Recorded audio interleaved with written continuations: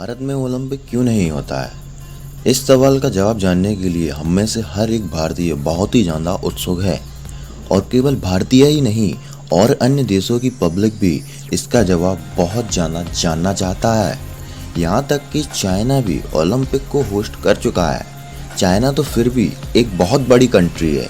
Even छोटे छोटे देश भी ओलंपिक होस्ट कर चुके हैं, जैसे Japan, Italy, Spain, south Korea, Finland, Beijing और ऑस्ट्रिया। बट इंडिया ने ओलंपिक अभी तक क्यों होस्ट नहीं किया है? या फिर इंडिया ओलंपिक होस्ट क्यों नहीं कर सकता है? या फिर इंडिया की टूथपेस्ट में नमक है और फिर घड़ी की तरह भी वह स्ट्रेटजी अपना रहा है, पहले इस्तेमाल करें फिर विश्वास करें। मस्त जोक मारा रे, ये हंस रहे हलकट हंस। आई नो ये बहुत ही खराब मजाक था, बट हमारा आप तक वीडियो लाने का अंदाज ही थोड़ा अलग है। जस्ट लाइक अंदाज अपना अपना। अब बात आती है थोड़ी सीरियस नोट की। ओलंपिक भारत में क्यों नहीं होता है? इस सवाल को समझने के लिए पहले हमें ये समझना होगा कि पहले ओलंपिक गेम्स हर 4 साल में हुआ करते थे, जिसे समर ओलंपिक गेम्स भी कहा जाता था।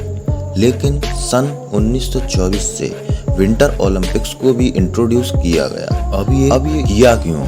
इसकी साफ वजह यह थी कि जिन गेम्स में आइस और स्नो की जरूरत होती है वो गेम विंटर ओलंपिक्स में ही कवर हो सकते थे। इसी वजह से फिर ओलंपिक हर 2 साल में देखने को मिलते हैं, लेकिन इसमें 4 साल का गैप होता है। एक एग्जाम्पल से मैं आपको समझाने की कोशिश करता हूँ।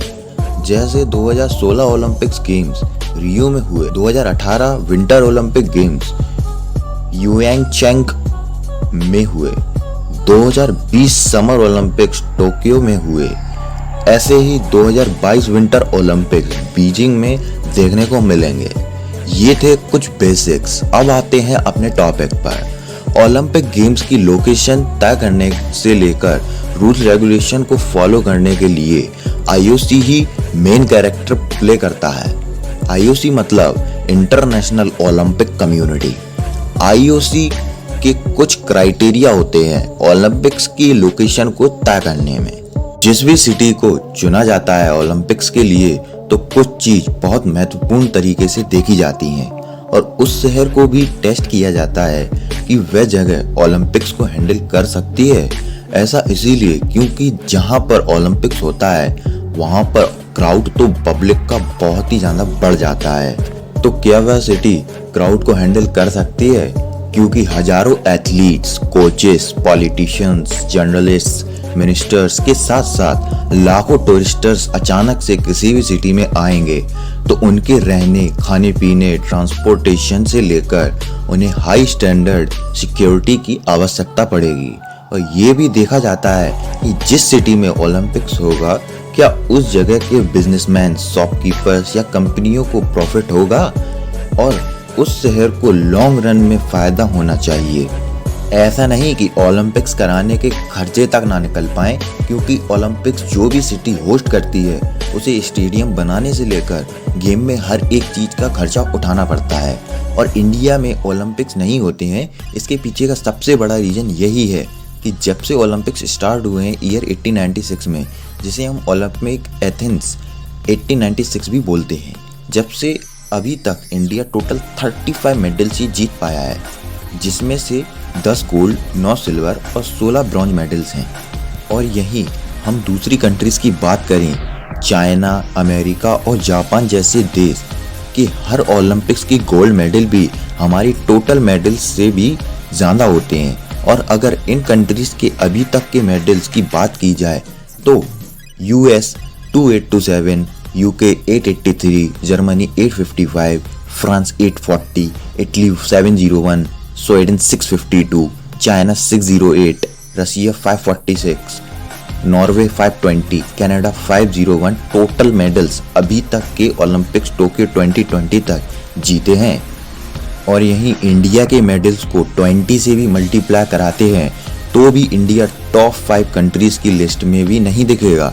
इंडिया अभी 28th पोजीशन होल्ड करता है और सबसे बड़ी वजह यही है कि जिस कंट्री में गेम्स का कोई क्रेज ही नहीं है वो क्या ही ओलंपिक्स को होस्ट कराएगा। और दूसरी सबसे बड़ी वजह यह है कि इंडिया को 2003 में 2010 में होने वाले कॉमनवेल्थ गेम्स को होस्ट कराने का मौका मिला था, जो कि बहुत बड़ा समय था। बट इंडिया ने न केवल गेम को होस्ट कराने में पीछे रहे, बल्कि कॉमनवेल्थ गेम्स का बजट था $116 बिलियन और अंत तक $700 बिलियन तक का खर्चा करा दिया।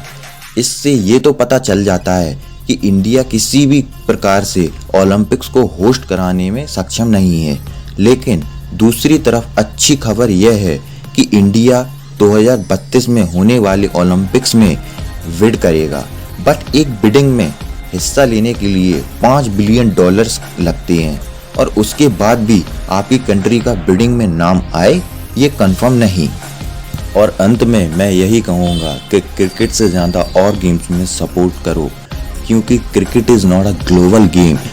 That's why China, America and Japan don't waste their time and money on cricket.